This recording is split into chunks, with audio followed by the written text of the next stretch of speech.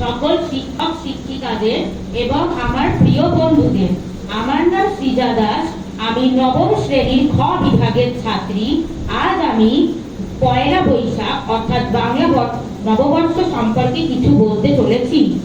পয়লা বৈশাখ, যা বাংলা নববর্ষ নামেও পরিচিত, বাঙালির একটি সর্বজনীন লোক উৎসব, যা প্রতি বছর 14 এপ্রিল পালিত হয়। পয়লা বৈশাখ বাঙালির জাতীয় জীবনে বিশেষ গুরুত্ব বহন করে।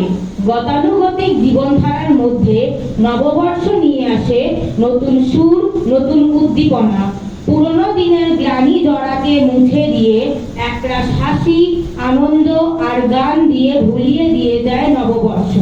প্রাচীনকাল থেকেই জাতি, ধর্ম, বর্ণ নির্বিশেষে একটি বাঙালির অত্যন্ত প্রাণের উৎসব হলো নববর্ষ।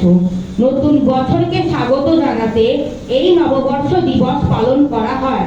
পৃথিবীর সব দেশের মানুষ নিজের নিজের মতো করে নববর্ষ উৎসব পালন করে থাকে। বাঙালি সমাজ এ দিনটি পালন করে পয়লা বৈশাখ হিসাবে। সেদিন প্রভাত থেকে বাঙালির মন গেয়ে ওঠে, নবকিরণে জাগো আজি, নবরবি কিরণে। বছরের প্রথম দিনটিকে সামনে রেখে নববর্ষ উৎসব পালন করা হয়। আমরা বাঙালিরা এই দিনটি পালন করি বৈশাখের প্রথম দিনে। পূর্বকালে আমাদের দেশে অগ্রহায়ণ মাসকে বছরের প্রথম মাস ধরা হতো, তাই সে মাসে নবান্ন উৎসবের আয়োজন করা হতো। মোগল সম্রাট আকবর খাজনা আদায়ের কথা সামনে রেখে পয়লা বৈশাখকে নববর্ষ পালনের দিন হিসাবে প্রচলন করেন। বিগত দিনের সমস্ত গ্লানি মুছে দিয়ে পাওয়া না পাওয়ার সব হিসাব চুকিয়ে প্রতি বছর আসে পয়লা বৈশাখ, বাংলা নববর্ষ। মঙ্গলধ্বনি দিয়ে দিনে শুরু করা হয়। ঘর দুয়ার ফুল পাতা আর আলো দিয়ে সাজানো হয়। বাঙালি ব্যবসায়ীরা এই দিনটিকে হালখাতার দিন হিসাবেও পালন করে থাকে। এদিন বকেয়া টাকা আদায় করা হয়, পুরনো হিসাব নিকেশ শেষ করে নতুন খাতা খোলা হয়।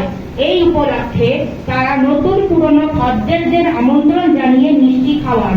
কেউ কেউ লক্ষ্মী গণেশ পূজার আয়োজন করেন এই দিনে। নববছরের শুভকামনা করে ঘরে ঘরে ভালো খাবার তৈরি হয়। মহা ধুমধামে শুরু হয় বর্ষবরণ। সবাই গেয়ে ওঠে রবীন্দ্রনাথের এই গান, এসো এসো এসো হে বৈশাখ, তাপস নিঃশ্বাস বায়ে, মুমুর সুরে দাও উড়ায়ে, বৎসরের আবর্জনা দূর হয়ে যাক। বাংলা নববর্ষের অন্যতম আরো একটি আকর্ষণ হলো বৈশাখী মেলা। এই মেলায় আবহমান গ্রাম বাংলা সাংস্কৃতিক কর্মকাণ্ডের একটি পরিস্থিতি ফুটে ওঠে। বাউল, হাতিয়ারি সহ বিভিন্ন অঞ্চলের লোকগানে মেলার আকাশ বাতাস মুখরিত হয়। যাত্রা, নাটক, সার্কাস, নাগরদোলা বিশেষ আকর্ষণ সৃষ্টি করে মেলার।